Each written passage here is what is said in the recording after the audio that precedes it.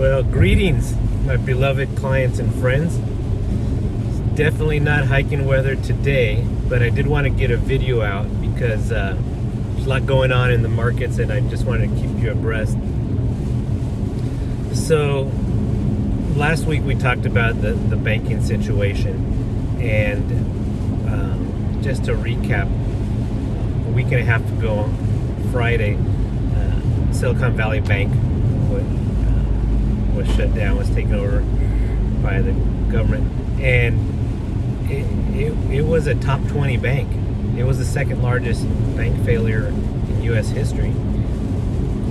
That weekend, another one, Signature Bank, another big bank, it was the number 3 biggest in history, got taken over. Another bank, Silvergate, here in San Diego, same thing, and 2 other big banks are in trouble. First Republic, big bank, had to get some emergency funding from the Fed and from a syndicate of other big U.S. banks. And Credit Suisse, a big Swiss bank, actually got in trouble. The European government helped them out, and then over this weekend, another big Swiss bank bought them. So there's a lot of instability in the banking sector, which is an extremely important sector to the economy. And interestingly enough, though, in the last week and a half, the market has rallied. And so I wanted to talk about that, why it's rallied, and what our position is on that, and what we're going to do into this rally. Okay, so 2 big reasons why the market has rallied in the face of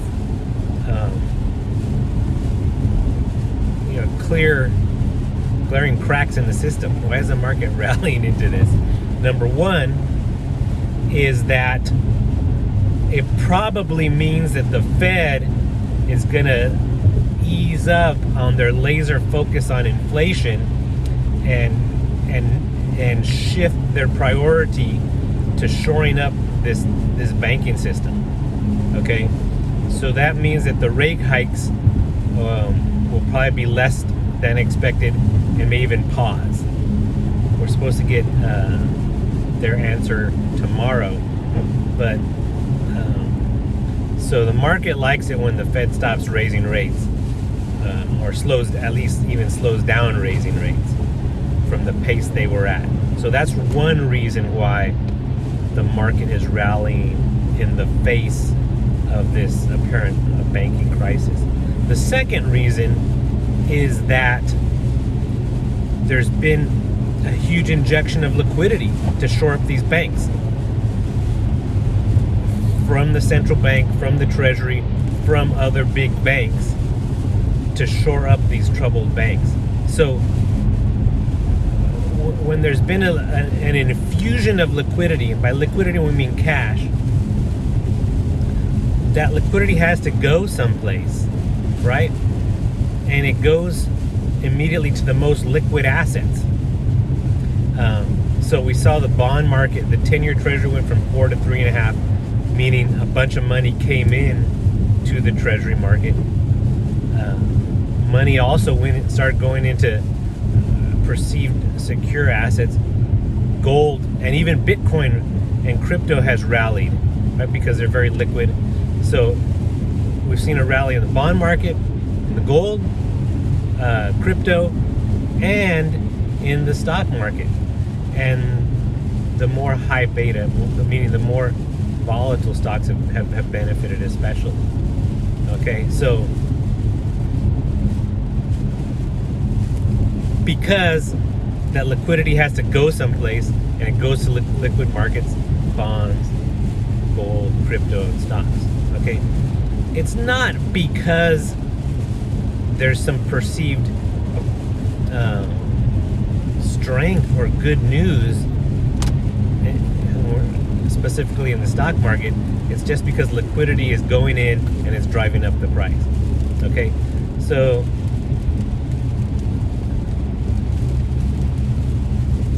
we'll take it, but we're not excited about that. As a long-term investor, I see the long-term cracks in the economy, and I'm more concerned about that than a nice short-term pop. We'll take the short-term pop, but to be honest, we're probably going to use this short-term rally created by this infusion of liquidity primarily, and use it to trim our positions. We're probably going to use this rally to trim back and limit our exposure to stocks. Okay? Because it's too risky. So Benjamin Graham said this, that in the short term, the market is a voting mechanism, and in the long term, it's a weighing mechanism. So right now, in the short term, money is coming in, and it's voting the market up. But the weight of the market doesn't look that good. Okay, so I think in the long term, when the market starts to weigh these companies, they're going to be found wanting. So if we have an opportunity with this short-term infusion capital to make some profits and take some profits, we're going to do that. Okay. And here's the funny thing. Well, first of all, that's largely what happened in 2020, right? COVID hit and they shut down the economy, and to keep the economy going, there was this massive cash infusion, right? And we rode that rally for sure. But that cash infusion was a little bit different than this cash infusion. Okay, that time they sent a lot of money directly to consumers and say, take this money and hopefully you'll spend it. And they did, right? This time around, they're not sending that money to the consumers directly. They're sending it to the banks, right? And they're sending it to the banks that are losing deposits, okay? And here's the funny thing. Where are they losing those deposits to? It's smaller banks losing deposits to bigger banks, because depositor concerned, they're pulling their money out of the banks that they perceive to be more at risk, and they're moving it to the banks, the bigger banks that they perceive to be less at risk. So the bigger banks are seeing an inflow of deposits. The smaller banks are seeing an outflow of deposits. The Fed is shoring up those smaller banks by infusing them with cash. And here's the funny thing. Those bigger banks are also stepping up and saying, okay, we'll give you, like JP Morgan, they said to First Republic, we'll give you $5 billion in deposits to shore up your balance sheet. And 19 other banks did the same thing. To maybe to a lesser degree, okay, some of the big banks did $5 billion apiece, medium-sized banks did $2.5 billion, small, and other banks did $1 billion. It depends on their size. They all went in and helped out First Republic, who was losing deposits. And where were they losing deposits to? The other big banks. So it was like a shell game, right? Those deposits were going to the big banks. The big banks turned around and gave them back to First Republic. They didn't say that, but that's what was happening. And, they looked good by doing it, and partly they took those deposits out because they don't know what to do with all those deposits. It was coming in too fast. So they can make themselves look good by saying, hey, we're going to give some of our deposits to those smaller banks. And so money just went full circle from the small banks to the big banks and back to the small banks. Does that strengthen the economy? And is that a reason why the market should rally? Not really. It's just they're playing games with the liquidity. The Fed is buying bonds again and holding them to maturity, taking them off these smaller banks' balance sheets, so that they don't have to sell them at a discount.